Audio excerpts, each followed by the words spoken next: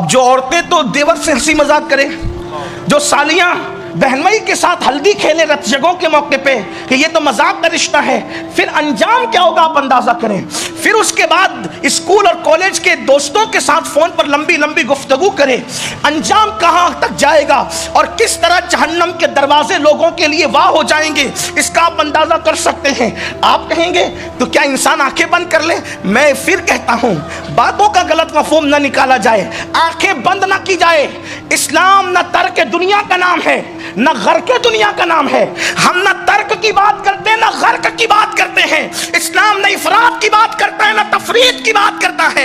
इस्लाम तो एतदाल की बात करता है। औरतों से बात करने की जरूरत तो बिल्कुल कीजिए, निगाहें नीची करके कीजिए। अगर कोई हुस्न वाले की तरफ चेहरा नजर करने से दिल में गंदे ख्यालात पैदा होते हैं, फौरन निगाहें नीची कीजिए। एक बात मुझे याद आई, आपने ये तो सुन लिया, बदनजरी करोगे तो क्या गुनाह होगा, पाप की नजर से देखोगे तो क्या गुनाह होगा।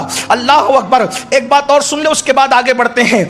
फरमाया गया जो औरतों पे पाप की नजर डालते हैं, मरते वक्त तो उनका ईमान उनसे छीन लिया जाता है, वो काफिर होकर के मरते हैं। निगाहों का मिसयूज करने वालों की जबानों पे कलमे भी नहीं आते, बल्कि अल्लाह अकबर, यहां तक फरमाया गया कि दुनिया में जो जिनको तकता है, सकरात के वक्त वही उनको नजर आता है और उसी के तसव्वुरात होते हैं। इसीलिए अल्लामा जलालुद्दीन सुयूती ने लिखा है, एक आदमी मर रहा था, कलमा उसको लोग तलकीन कर रहे थे, कलमा पढ़ने की बात कर रहे थे, कलमा पढ़ो कलमा पढ़ो, और वो कलमा पढ़ने की बजाय कहता था वो हम्माम वाली कैसी थी, वो हम्माम वाली कैसी थी, और वो हम्माम वाली कैसी थी कहते कहते मर गया। हंसने की कोई बात नहीं है, मैं मौत का तस्करा कर रहा हूं।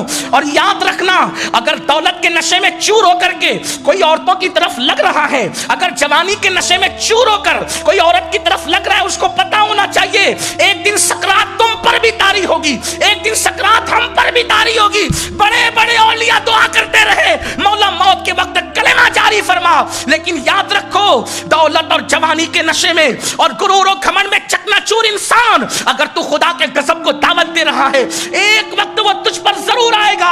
आज तू जवानी के नशे में मेरे अल्लाह के गजब को दावत न दे। अल्लाह अल्लाह। इमाम सयूती लिखते हैं, हम्माम वाली करते करते वो मर गया। किसी ने पूछा उसके दोस्तों से, हम्माम वाली का क्या मसला है? वो कहा कि असल में ये एक औरत पता पूछ रही थी, किसी से एड्रेस मालूम कर रही थी, पता पूछ रही थी, तो इसने कहा कि उस औरत का खूबसूरती और हुस्न देखकर कहा कि जहाँ जो पता तुम पूछ रहे हो वो इधर है, और उसको धोखे से हम्माम में लेकर आ गया। बहुत हसीन और जमील थी वो औरत, और जब हम्माम में उसको बंद कर दिया तो कहने लगा कि मैं तेरे साथ बदी करना चाहता हूँ, जिना करना चाहता।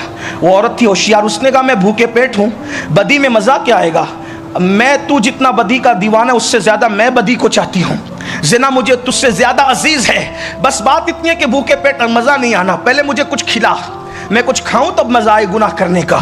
ये उसके बात में आ गया और ये चला गया खाना लाने के लिए, हमाम का दरवाजा खोल के उस पर भरोसा करके, और वो चली गई निकल कर अपनी आबरू बचाकर। उसने होशियारी से काम लिया, आबरू बचा ली उसने। ये आया तो ये दोस्तों में अक्सर जिक्र करता था वो हम्माम वाली कैसी थी, बस उसका तस्करा करता था, बैठता था तो उसको हम्माम वाली कैसे, और जब मरा तो भी यही कहते कहते मरा कि हम्माम वाली कैसे। आजकल दोस्तों में भी ना जिना के तस्करे होते फख्र के साथ, किसी से नाजायज ताल्लुकात होते तो फख्र के साथ कि फलां से मेरा ऐसा, उसने आज ऐसा कहा तो मैंने ऐसा कहा, ये चेट हुई तो ये हुई। याद रखना, किसी की नजर अपने को देखे या ना देखे, अल्लाह देख रहा है। और दूसरी कौम को देखकर अगर तुम बिगड़ रहे हो ना, तो ये याद रखना अच्छी तरह से कि दूसरी कौमों के यहाँ मरने के बाद उठने का कोई तसव्वुर नहीं है। दूसरी कौमों के पास रसूलुल्लाह की जिंदगी नहीं है, दूसरी कौमों के पास इलाह का वो तसव्वुर नहीं है जो हमारे पास है। हमें मरना है, कब्र की गोद में सोना है, माँ की गोद की लज्जत उठाने वालों, कब्र की गोद की लज्जतें भी उठाना है। और ये बात भी याद रखो, अगर खुदा को राजी कर लिया अपने किरदार से, तो माँ की गोद की जो लज्जतें हैं उससे बढ़कर लज्जतें कब्र की गोद की है। मेरे आका फरमाते हैं, कब्र जन्नत के गढ़ों, कब्र जन्नत के बागों में से एक बाग भी है और जहन्नम के गढ़ों में से एक गढ़ा भी है। सबसे ज्यादा अजाब कब्र बदनजरी वालों के लिए, बदनिगाही वालों के लिए। कितनी हदीस पढ़े, कौन कौन सी रिवायत को पढ़े, उस किस किस का इंतखाब करें, किसको तर्क करें। वक्त की किल्लत भी है, मुझे बात को इख्तिताम की तरफ भी ले जाना है। लेकिन जो नौजवान अपनी निगाहों को महफूज रखते हैं, हिफाजत करते हैं निगाहों की, निगाहों को बचा बचा कर रखते हैं, निगाहें नीची। कुछ लोग ये कहते हैं अरे ये वो लोग तो मर्द ही नहीं है जो निगाहें झुका के रहते हैं। लोगों के तानों का क्या करें, किसी पे कोई बात नहीं करे। पापी चाहते हैं कि पूरी दुनिया पापी बने, लेकिन मैं आपसे कहता हूं ना, जिसने मर्दानगी की आबरू रखी है उस रसूल की निगाहें हमेशा झुकी रहा करती थी। मेरे इमाम कहते हैं, नीची आंखों की शर्मो हया पर दुरूद, ऊंची बीनी की रिफत पे लाखों सलाम।